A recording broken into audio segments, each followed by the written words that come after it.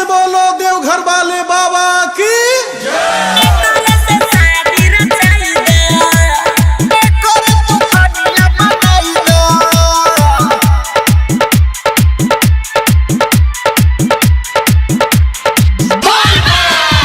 यही छौरी से मिलाई दहो भोला बाबा, यही छौरी से मिलाई द, यही छौरी से मिलाई दहो भोला बाबा, यही छौरी से मिलाई द।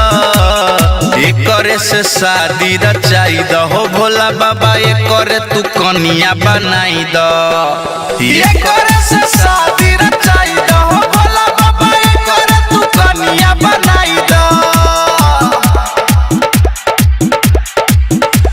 यही छोरा से मिलाई दहो भोला बाबा, यही छोरा से मिलाई द। एकर से शादी रचाई दहो भोला बाबा, एकर से शादी रचाई द। एकर से शादी रचाई दहो भोला बाबा, एकर से शादी रचाई द। एकर से शादी रचाई दहो भोला बाबा, एकर से शादी रचाई द।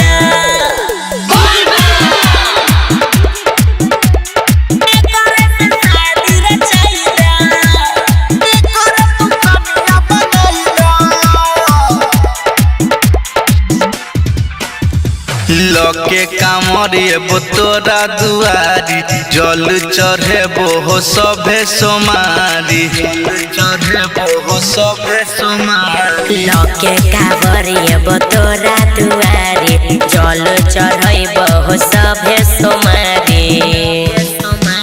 मनवा के श्रद्धा पुराई दहो भोला बाबा, मनवा के श्रद्धा पुराई द। एकरे से शादी रचाई दहो भोला बाबा, एकरे तू कनिया बनाई द। एकरे से शादी रचाई दहो भोला बाबा, एकरे तू कनिया बनाई द। यही छोरा से मिलाई दहो भोला बाबा, यही छोरा से मिलाई द। एकर से शादी रचाई दहो भोला बाबा, एकर से शादी रचाई द।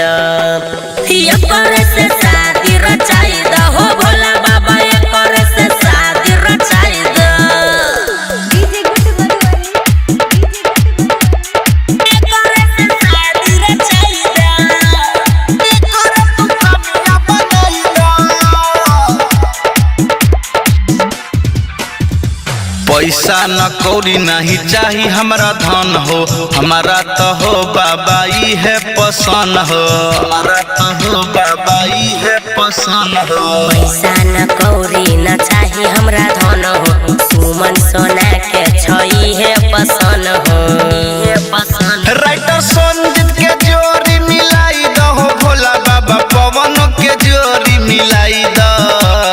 एकरे से शादी रचाई दहो भोला बाबा, एकरे तू कनिया बनाई द। एकरे से शादी रचाई दहो भोला बाबा, एकरे तू कनिया बनाई द। यही छोरा से मिलाई दहो भोला बाबा, यही छोरा से मिलाई द। एकर से शादी रचाई दहो भोला बाबा, एकर से शादी रचाई द। एकर से शादी